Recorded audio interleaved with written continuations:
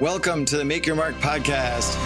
Hey everyone, I'm Mark Moyer, author of Win Again, speaker, career coach, and business advisor. And I help athletes, executives, and entrepreneurs reach their fullest potential. What you're going to be hearing in every single episode are conversations with athletes and other sports-related influencers. And we'll be offering you the insight that you need to succeed in life, including advice that will let you jump past your competition, whether it be for a great new job or taking your business to a much, much higher level. Make sure to connect with me on social media at Mark Moyer Coach and go to my website, markmoyer.com, to get access to the tips and strategies that my coaching clients get directly. If you're looking for ways to make your mark, send me an email to mark@markmoyer.com and I'll get you going right away. Thanks for joining me today. It's going to be an awesome episode.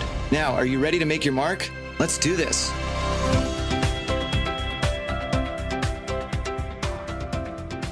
Hey everyone, welcome to the Make Your Mark podcast. I'm fired up today because I have an amazing guest. So, if you're listening to me here in the States, Canada, Mexico, Europe, Asia, Neptune, doesn't matter where, you are going to be inspired by Ruben Gonzalez. He's awesome. I mean, this guy, he's a 4-time Olympian. He's about to be a 5th-time Olympian. I mean, this guy is so accomplished. He's an amazing speaker, a super guy, great family man. We share a lot of things in common too. It's really bizarre.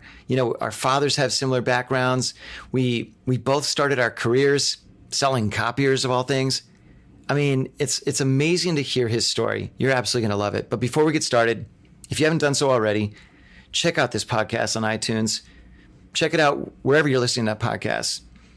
Leave me a review, subscribe, get involved, send me an email, mark@markmoyer.com.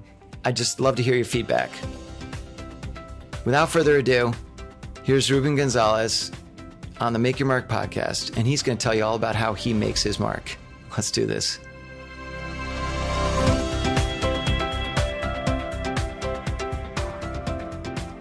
Okay, Reuben, thank you so much for joining me today on the Make Your Mark podcast. And we are live. Reuben is in, where are you, Reuben? I am in Colorado Springs, Colorado. Where it's probably gorgeous weather right now. It is, yeah. It's mid-70s, and yesterday was in the 60s. So it sure beats Houston, where I lived most of my life. I would be baking right now. I know. They always say, can you scramble an egg on the sidewalk? And I always wondered about that, but then I thought it was a big waste of an egg. But it's mighty toasty here in New York today. And so I got the fans on, the ACs on, everything going just to stay at room temperature here. But I really appreciate you joining me. The interesting thing about you, Reuben, is that you've had quite an interesting path to where you are now. And it's not necessarily a typical path. And I will ask you to maybe give me a short version of the path that you got from being born in Argentina and 6 years old coming here and so forth, but all the way through your Olympic dream, et cetera. So why don't we'll start with that. Just give me a quick understanding of what led you to this point now. Yeah, born in Argentina. I was an oil brat. My dad was a chemical engineer with Exxon, and we moved to the States when I was 6, which was 1968. And I lived most of my life in Houston. I went to school in Houston Baptist University, chemistry and biology. I was pre-med, but I'm saving lives by not being a doctor because you don't want me operating on you. Always knew that I wanted to have my own business, but I had no idea how to go about it, and had a bunch of different jobs and got fired a few times. And I thought there was something wrong with me. And then just by chance, a God thing, this kid, 16 years ago in 2002, right before the Salt Lake City Olympics, I was going to compete there in the luge. That was going to be my third one. And this kid said, "Hey, Reuben, when you come back from the Olympics, will you be my show and tell project in school?"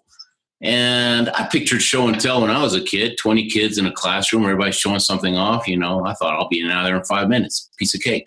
So they sure. And so when I come back, I go and I brought the sled, I brought the Olympic torch, the helmet. I thought I'm going to win my gold medal finally in show and tell at least. And the principal takes me to the auditorium. There's 200 kids there. They turn it into an assembly. They didn't tell me. He says, "You got 45 minutes. And I thought I was going to die. I'm a shy guy, not never even took a speech class in my life. And I said a prayer. I thought, God, what do I do now? And what I felt I needed to do was just tell them your story and give them some pointers that'll help them reach their goals and dreams. And I did. And afterwards, he gets in my face, the principal says, man, you got a gift. You're better than people we pay. You need to do this for a living. He's going on and on. And I said, what, you get paid for show and tell? And he said, no, it's the speaking profession, man. Don't you know anything? And obviously I didn't.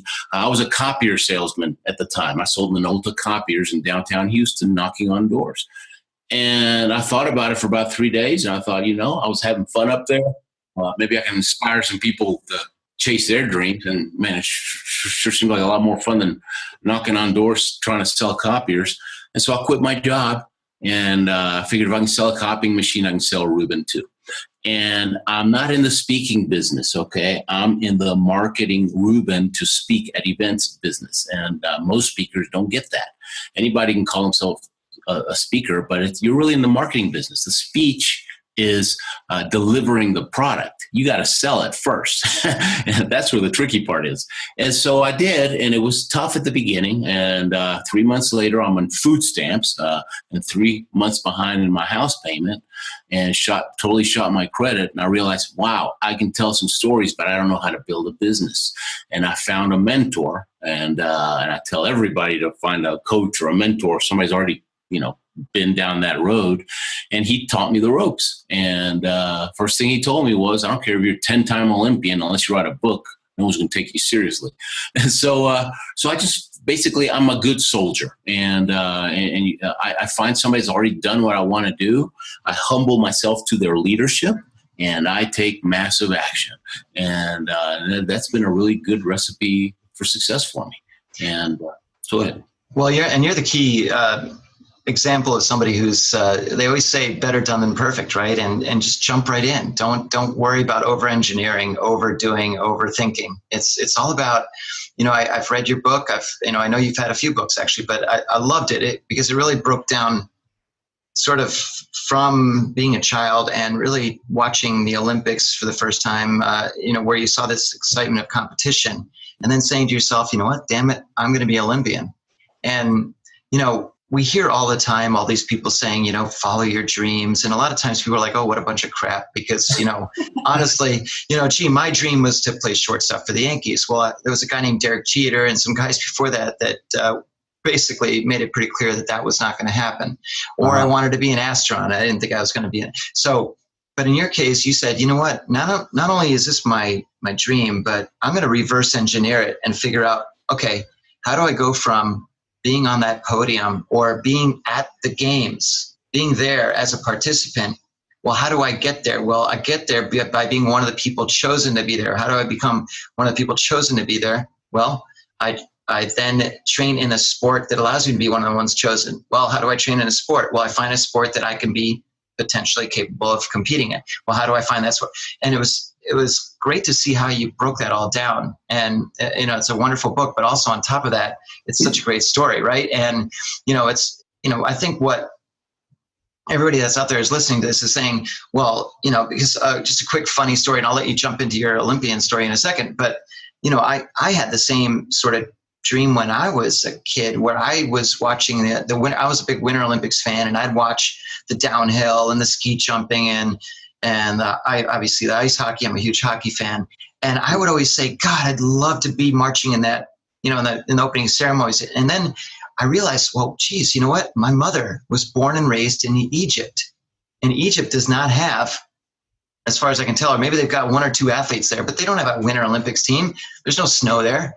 So I was thinking, well, why can't I be the first Egyptian downhill skier?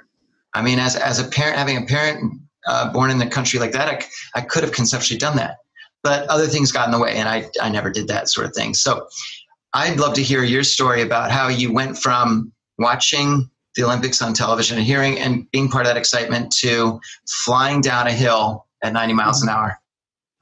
Well,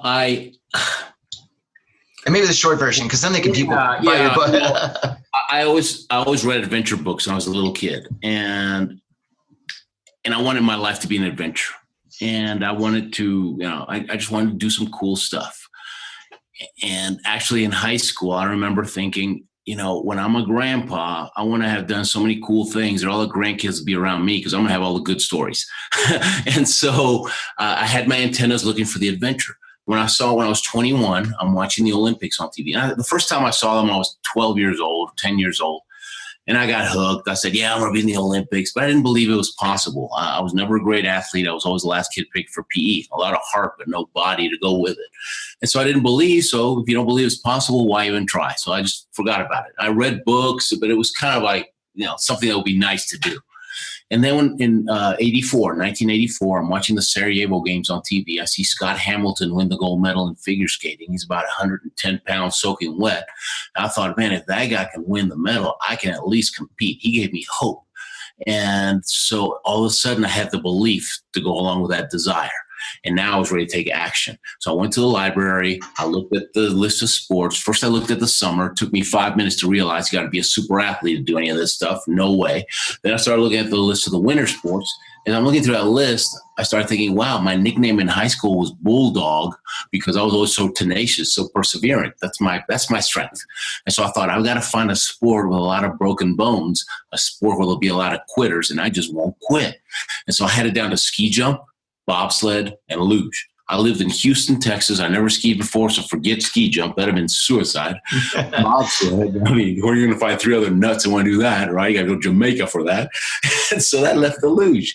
I'd never even seen it on TV at that point in my life. If I had, I probably wouldn't have done it. I just had a little picture of a guy on a luge, and I thought that's the one for me.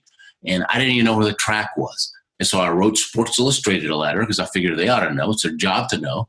And I said, where do you go learn how to luge? That was my letter. And they said, Lake Placid, New York. And I called them up. I said, I'm an athlete here in Houston. I want to learn how to luge. It was a sales call, okay? It really was, because I'm trying to convince the guy, will you help me?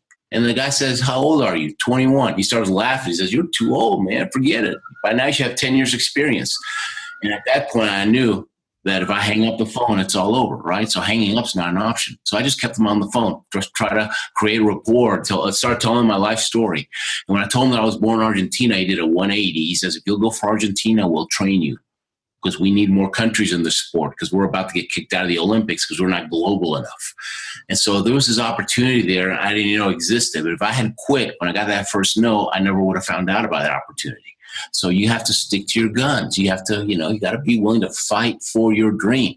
And it's not going to be easy. It's always going to be hard because it's really not about the dream. It's about the person you become as you're fighting through, right? Whether I make it or not to this next Olympics, I'm going to be a different person 4 years from now because I'm going to have to dig deeper than I ever have before.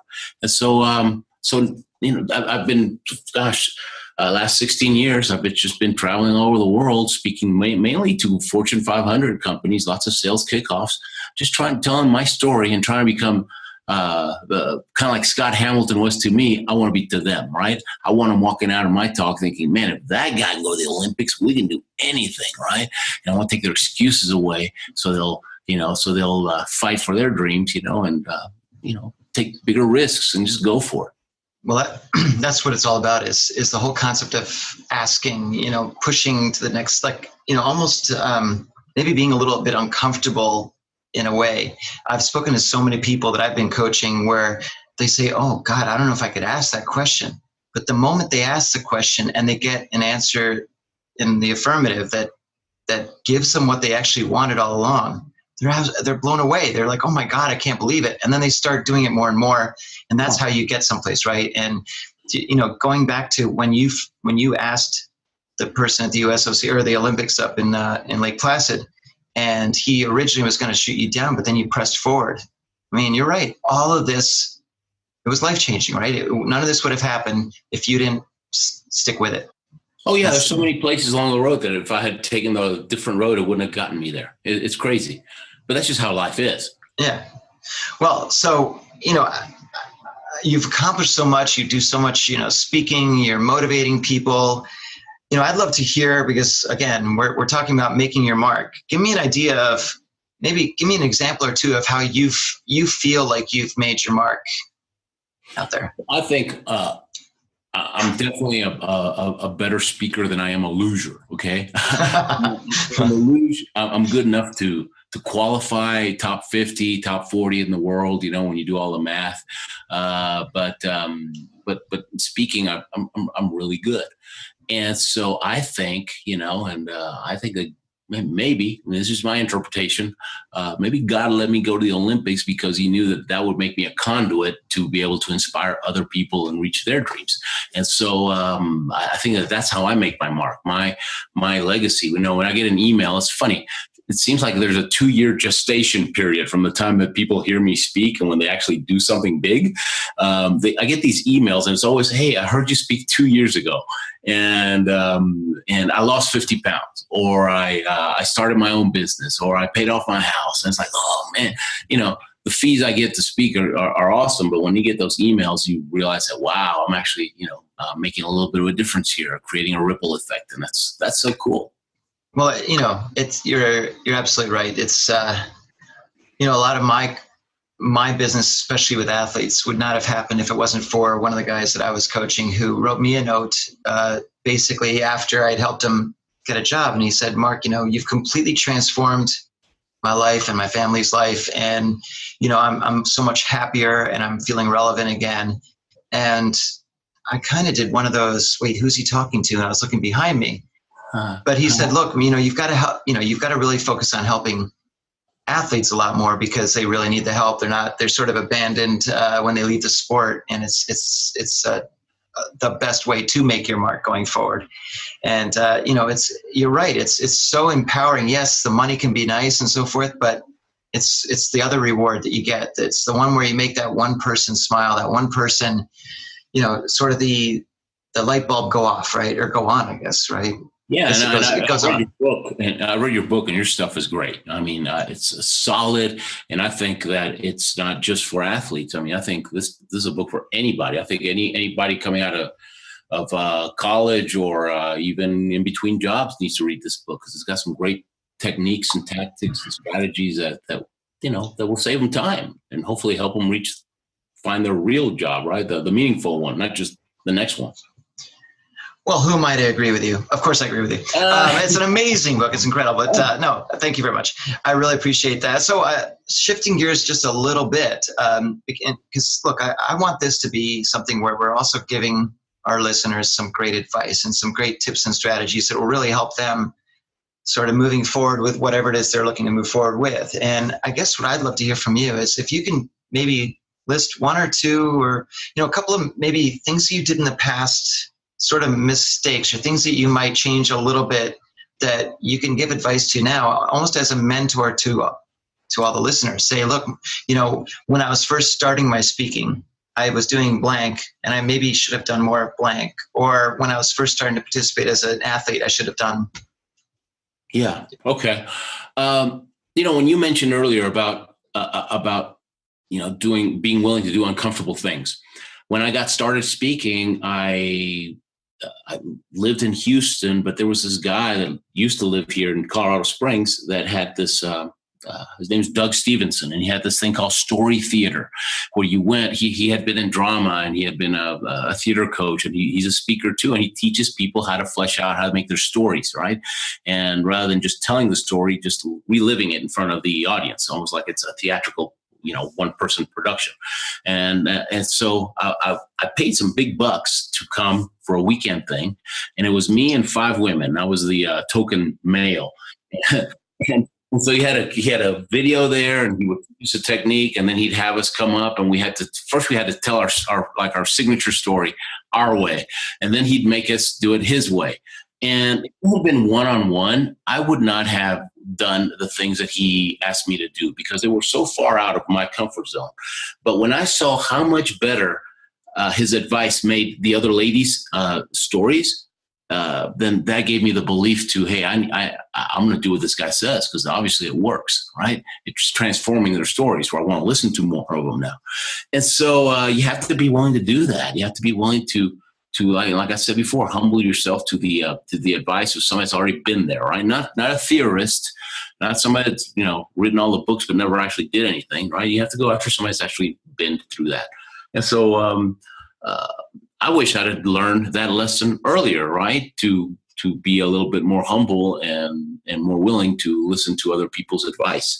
And just this morning, like I was telling you, I mean, I just came home from having coffee with a man that lives here in Colorado Springs, who's an expert in LinkedIn and Twitter and that kind of stuff, right? And he was teaching me giving me some tips and some ideas. And I was just taking notes like crazy. I mean, I'm always green. I'm always hungry for anything that'll give me that edge, and that's, I guess that's an athlete thing, right? With the luge, in the luge, our runs are measured to the 1/1000th of a second. So everything makes a difference. And so I'm always looking for that, anything that'll give me an edge, because over a long period of time, those slight edges make a big difference. Well, you're absolutely right, especially when you're speaking to an audience and there's 200, 500, 1,000, whatever people out there. You want to make sure that you give as many people as possible, ideally everybody, at least a few of those aha moments where they say to you, they say afterwards, they'll say, oh my God, I never even thought of blank. And it seems so obvious to me now. And it's funny because, I've heard people say that to be an expert at something, you don't need to be 5 times or 10 times better than somebody. You only need to be maybe 10% better. As long as you're providing added value, you become basically an expert, right? And I think you're such a great example of that, because quite frankly, I suppose I could myself conceptually strap on a bodysuit and sit on a sled and fly down the mountain and haul ass at 90 miles an hour and do the, 5 Hail Marys and 3 Our Fathers and all that sort of thing. I haven't, but it's something where, I like to tell people when they're talking to me about, I ask them, well, what would you love to do? What would be the greatest job or profession that you would love to do more than anything? And they'll fill in the blank. And I'll say, well, 80% of the people can do 80% of the jobs out there. I can't be a brain surgeon, and I may not be able to play shortstop for the Yankees. But you know what? There's plenty of stuff in between that if I just put my heart and my mind and my efforts towards it, I can get there. And I also like to tell people, look, how many times have we known friends, acquaintances, etc., family members who have landed jobs where we've said, holy crap, how did that guy get that job? And it's not been because he or she had all the right qualifications, because they simply made a connection with someone, they networked with them, they met them, and they created a common bond, and they ran with it, where that person felt comfortable enough to hire your friend, whoever it was, at a job that you had no idea they could possibly do. And that's something that I think, we're both in sort of the same business, where we're both trying really hard to convince people that, hey, you know what, and I try so hard not to be one of those sappy, I don't want to say Tony Robbins, because if he's listening, I don't want you to be upset with me, Tony, but I don't want people to be like at my speeches, like raising hands and doing all kinds of hallelujah stuff. That's not what this is about, and Jesus, I hope you I hope you don't do that your engagements. Maybe you do. I think it's so sappy, and so it's all these manipulative techniques that just make you feel, and people, there's a lot of people that buy that because it just speaks to their emotions. But I guess. But well, wait, do you force people to put on the luge outfit though at every one of your speeches? I actually, once in a while, I have somebody ask me if I'll wear it. I said, no, you can wear it if you want when you're introducing me. And one guy actually did it. I don't know, he's no way, out of shape, but yeah, he actually wore my suit and I was holding my helmet while he was introducing me. That was a lot of credibility there. But, no kidding. Wow. I like that. Yeah. So that's amazing. So, something I used to do when I was looking for a job, when I was, just when I was a kid, right? After a while, I don't know how I thought of this, but I realized that whenever I come in with my resume, they're using this resume to disqualify me. I don't like this, right? It's not giving me a shot to tell my own story. And so after a while, I started, I was lying, okay, but this is what I did. I'd bring the little folder where your resume goes, but I wouldn't bring the resume. And then I pretend I'd forgotten it. I was, oh man, I must have left it at home. Can I just, bring it by later or email it to you or whatever. I love it. And so I would interview them, right? Well, what are you looking for? Well, what's about this? What about, and I figure out what what I had in my arsenal that fit what they needed. And that's what I wrote up in the resume. I didn't make stuff up, but I just put the stuff that they would see as, that fit. And it was a lot better. Oh, that's perfect. I think you're going to have to be my new sidekick for all my coaching here. That was great because, I tell people all the time, whenever you're asked for a resume, basically blow it off. And what I mean by that is you could say, I'm still working on it. I'm in the midst of making some adjustments, even if it's complete BS, because instead I'll say, look, if anything, you can send them a link to your LinkedIn profile, which to me says so much more about somebody. You've got a photo, you've got an introduction, you've got so much great content on there. It's just so much more of a vibrant, more of a three-dimensional representation than a piece of paper. And you're absolutely right, Ruben. I find that resumes tend to disqualify people much more than they qualify them. And so it's a kiss of death. So that's why I tell people all the time, you're right. Either don't bring one or say, look, check out my profile, whatever it might be. And you're also right in that when you said you almost interview them, that is the way to do it. And, if you find out, I tell people all the time, don't sell yourself, but allow yourself to be bought. That's good. What that sort of thing, so what that sort of means is, look, instead of talking about all the things that you think you bring to the table, to the point where there's drool coming out of their mouth and they're giving you that spaced out look, right? And that happens. Instead, if you say, look, I'd love to hear more about what are some of the qualities you are looking for someone in this type of a position, and where do you see that going in the next few years? Because there's so many questions that we get asked in interviews that are such crap. Where do you see yourself in a few years? Well, there's no good answer to that, right? It's either I want your job or I don't know, I just want to work hard and see where it goes or something, right? Yeah. But from my perspective, if you say, well, where can somebody in this type of position be in the next few years? And what kind of possibilities do you see for them? Put it back on them. Let them answer that. There's there's all kinds of clever interviewing tactics and questions and so forth. We could talk about all day about that. Obviously, that's my little area of. Well, in my job, my business, I'm always looking for the next gig, right? The next speaking engagement. So I'm unemployed. I'm always looking for the next job, right? And so it's like a musician. And so I've learned that meeting planners are risk averse, because if they hire somebody that bombs, they could lose their job. So they're looking for a reason to disqualify you, right? Because they're very scared.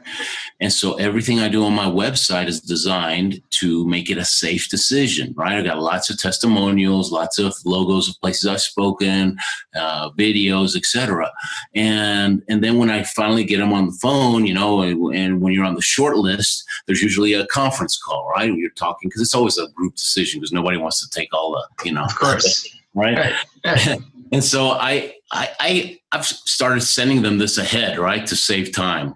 I'll tell them, look, I'll send them an email that says, look, I need three things. If you give me these three things, then I'll know if I can, if I'm a good fit. I may or may not be, right? I'm not trying to sell them on me. I'm just trying to have a conversation and have their guard go down. I'll tell them, what's the theme of your event, right? It's going to be leadership or sales or whatever, right? Teamwork, customer service. Okay, what's your goal? What do you want your people walking away thinking? And then finally, what's your challenge? What's holding your people back, right? And if you can give me a one-sentence answer, or preferably a one-word answer to those three questions, then I might be able to tell you, how I might be able to help. What's your goal and what's your challenge? And anybody that's interviewing for a job can ask those questions. What's the goal and what's the challenge? Why do you need me? And then let them talk. Absolutely. And look, some people may say, well, gee, that's risky, because what if they start saying, well, gee, we kind of need somebody that's nothing like you, Mark. And there's always that chance, but you know what? Then you cut your losses. It's good. You're saving both. Right. The worst thing that could happen is to get hired somewhere where you're a bad fit. Yeah, exactly. I've had, not very often, but I've had instances where when we're having this conversation, this conference call, I can tell that I'm just not going to be a good fit for this. But I know other speakers. I thought, well, look, I'll be honest. I know a guy that'll do a better job than me at this. You ought to have him.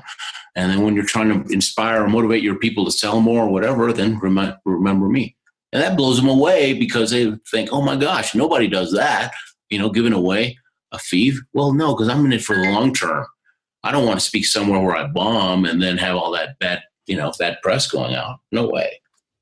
Oh, well, absolutely right. That's perfect because, it's funnier because also just what you said, it's almost like that, it's reverse psychology, whatever it is, but where you're saying, yeah, no, maybe you should get somebody else. And they'll be like, well, wait a minute. No, we want, wait, no, we want you. No, it's okay. No. It's almost like the playing hard to get thing it can be very effective, especially when you're trying to get, whether it's speaking gigs or in my case, coaching gigs or whatever it might be. It's so important that, it's sort of cutting through all look, I think a lot of people in our business have a lot of trouble cutting through a lot of the BS and cutting through the red tape and cutting through stuff. And you're a lot like me. We share so many similarities. I'll get into that in a second, but we just like to just call it like it is.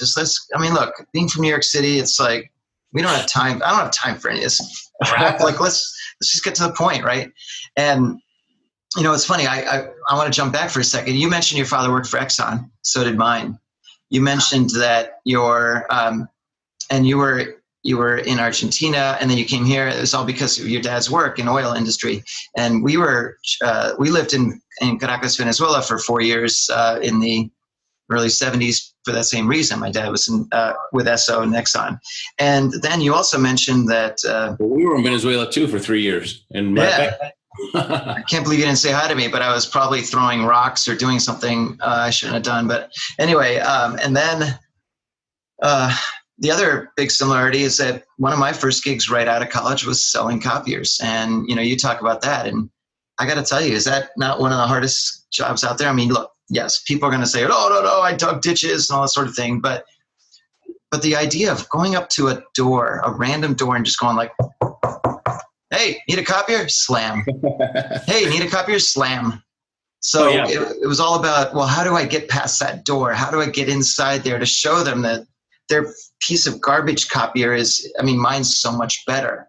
Mm-hmm. And I learned just so much in just that short period of time that you learn how to handle rejection, at least professionally in sales rejection. And it was such a great gig. And that's a big plug, obviously, for going to work for a copier's, company right now. Yeah. And you learn follow-up too. Yeah. I knew 9 out of 10 people I talk to are not going to, they don't need it, right? No. But they need paper. So I thought, hey, maybe I can sell them paper, right? That'll give me an excuse to get back with them.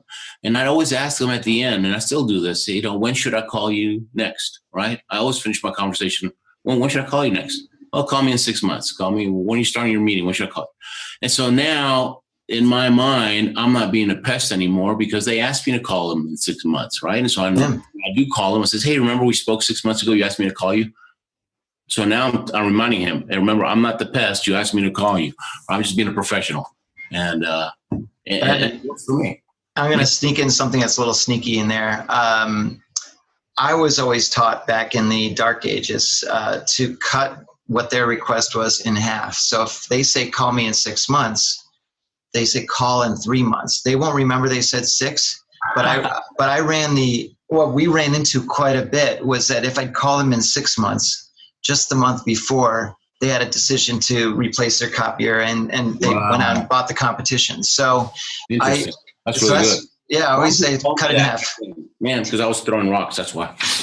No kidding. Me too. Well, I just said, it's so funny how we all tend to, end up doing the things that we do. I ended up selling copiers simply because I answered the phone at the house I was living at, and they were looking for a guy named Tom. Tom wasn't there. He had moved out of the house. They asked me, well, where did he go? I said, I don't know. This was before, cell phones and so forth. And so the lady said, well, I have an interview for him. And I'm like, well, sorry. And she said, well, are you looking for something? I said, well, yeah, I am. And she goes, well, where'd you go to school? I said, well, Colgate University in New York. And she said, wow, that's a really great school. And then she paused for a second and she said, well, would you be interested in sales? And my head was going, no, but I said yes. And then she said, well, tell you what, why don't you go on this interview in place of him? Just send me your resume and we'll you can go on this interview tomorrow. And I was like, really? Wow. And I went down, and it was down the Wall Street area, and I went in and met this guy, and he said, here, sell me this pen. And I was looking at him like, are you kidding me?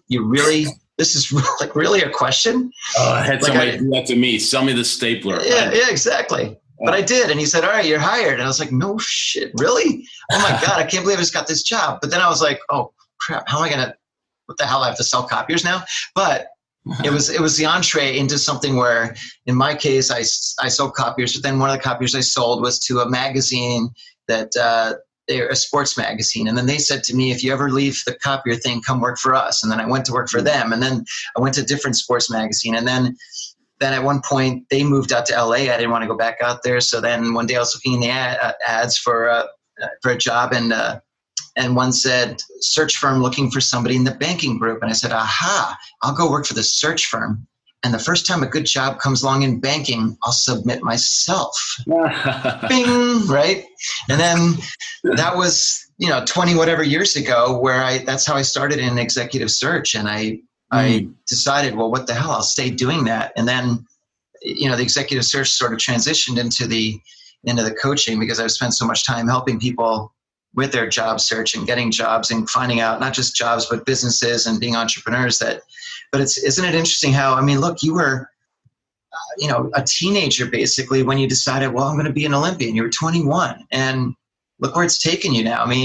It's crazy. And those things, those stories, people say, oh, you're so lucky. No, those things happen to anybody if you just put yourself out there. You just keep you throw mud on the wall, someone's going to stick, And so I read this Sam Walton's biography is great. I love reading biographies. He made a decision that when he was in college, he was going to go around and just say hello to everybody, right? He was going to be the first one. He realized, if I'm the first one to greet them, I'm the leader, right? He just had that idea. But he became class president because everybody knew him. That's amazing. That's great. Yeah. But anybody can do that, but nobody does it, right? And well, that's the thing. I'm trying to remember whose book it was that I was reading, and I think a guy named Cody Royal wrote a really great book, and Where Others Won't, I think it's called.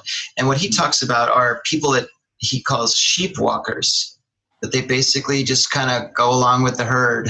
And if you want to stand out, you've got to be the king sheep or the shepherd, and make that move, right? And it's so true. Now, before we go much further, I want to talk about, I guess, how do people, I know that they can find you everywhere, Reuben, because you've got a great website. Go ahead and give me the address. Oh, thelugeman.com. So it's TheLugeman.com. The yes man was taken. That would have been so much easier. Oh, I know. No kidding. Right. Or the Olympic luge man, they get in trouble, but lawyers would chase you down. Oh my God. Yes. I had the Olympic something one time and they came after me. God. Well, good to hear they're competent at something. That's off the record, of course. You didn't hear that at USOC. Anyway,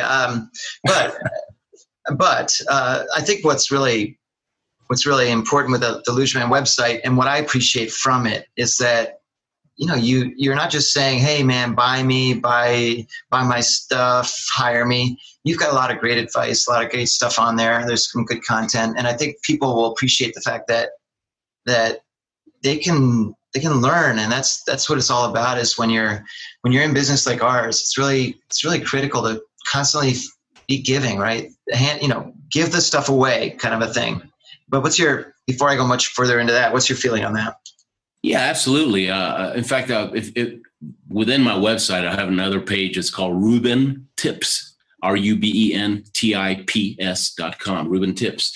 And that's got a bunch of free articles, and you can sign up for a newsletter, and every other newsletter has a 1-minute video too. And it's all good stuff. I've been a student of success all my life. And you're not going to learn anything new from any of us, okay? We just package it with our experiences. Mine has an Olympic luge flavor to it. But these principles of success are just a set of rules that help anyone, anywhere, anytime.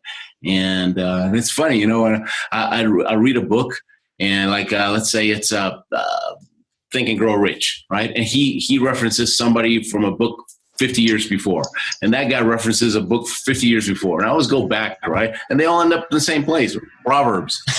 So, I think you have to tell, you have to share, you have to have that. You can't have this. You have to have an abundance mentality. You know, I truly believe there's enough meetings out there, more than I can ever fill myself, and so I'm always helpful with other speakers because, you know, iron sharpens iron. They might teach me a technique or a tip or a word of way of saying things. They're going to help me, and then I'll help them too, and we'll both be better off. You can't have this you know, what's the opposite of abundance? I forgot. Scarcity mentality, which most people have, and they're trying to hoard their information. Man, that's no good, especially not in the information age. Oh, you're absolutely right. You know, it's interesting. The big thing with the information age is that I believe anyway that people say, well, you know what, there's so much stuff out there. They kind of there's almost like overdosing on information, right? There's so much.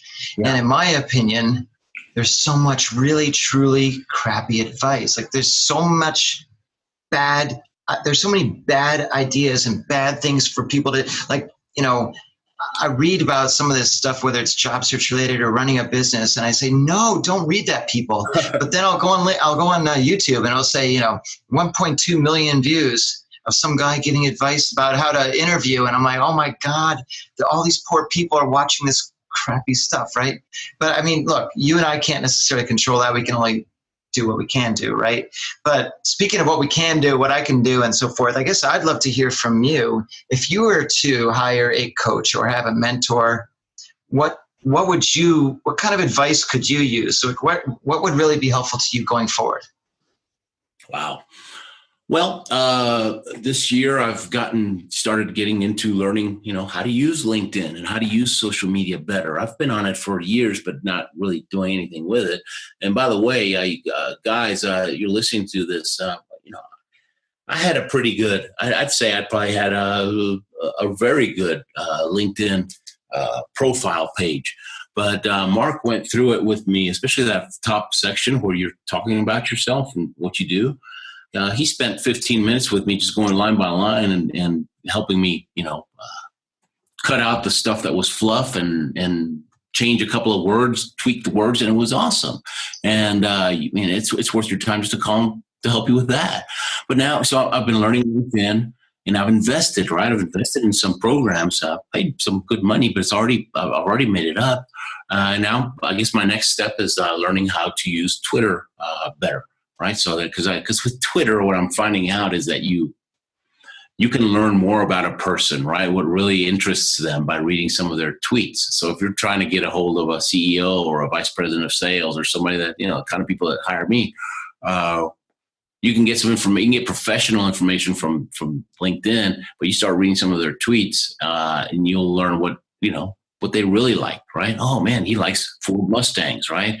This other guy doesn't like cars. He likes Mustang horses, right? And the other guy likes Mustang planes, right? But then you start you're able to develop with that knowledge, you're able to develop a conversation with them and a relationship, and then you nurture it. And over a period of time, you know, if they like you and if they trust you, then, you know, if they need you, then they'll hire you, right? But if they need you and they don't like you or trust you, then they're not going to hire you.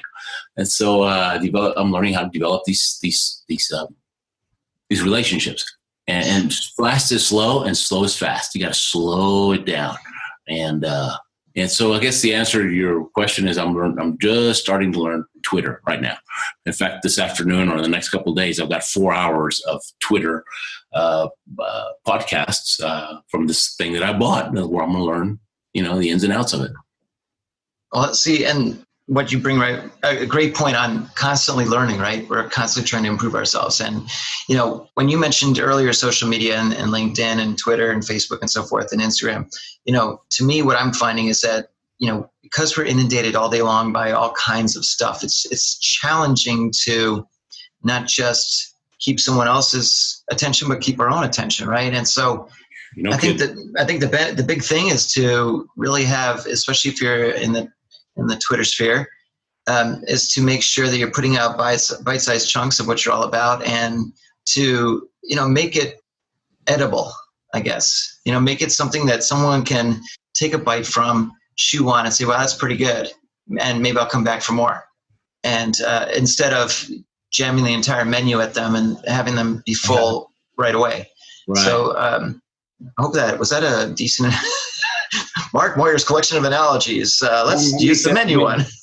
Yeah. But anyway, some instead of a 6-course meal. Exactly.